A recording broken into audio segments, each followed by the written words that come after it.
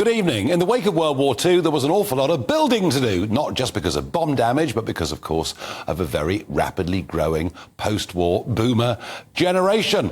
And also the fact that people wanted better houses and better public buildings. But in the case of public buildings, many were very, very badly built. Jerry-built, that was the term that was cynically used by many people at the time. And we know much, of course, now about the use of asbestos, for example, in public buildings.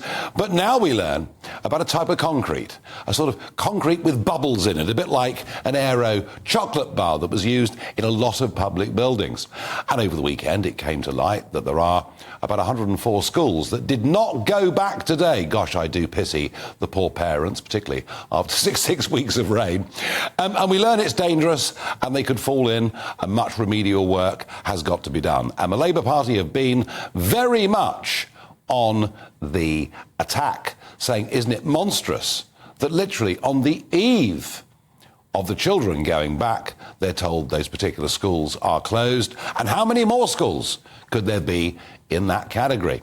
The response from the Conservatives back towards Labour is, well, at least in England, we're having a look at schools and public buildings built with this RAAC concrete, whereas in Wales, Labour-run Wales, none of this work and research has been done. So when you get a row like this, who's to blame?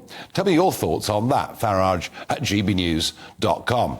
Now, into the middle of all of this is the Education Secretary Gillian Keegan, who did a big media round this morning, including an interview with ITV. Now, it is always a very good object lesson. Think back perhaps to Gordon Brown, who walked away from an interview with a microphone still in his pocket.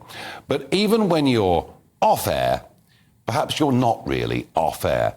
This is what happened after the interview that Gillian Keegan gave to ITV this morning.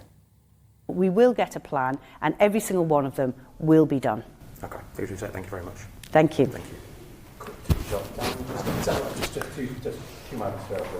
Does anyone ever say, you know what, you've done a good job because everyone else has sat on their and done nothing? No signs of that, no?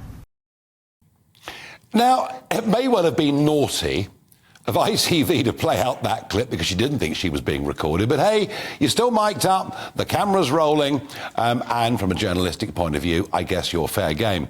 But what it revealed was just the most astonishing level of self-regard that Gillian Keegan has for herself. Indeed, so many inside the Westminster bubble do. Talk about don't get it. Talk about detached. It was all about her. I'm doing a fantastic job, and why aren't you praising me?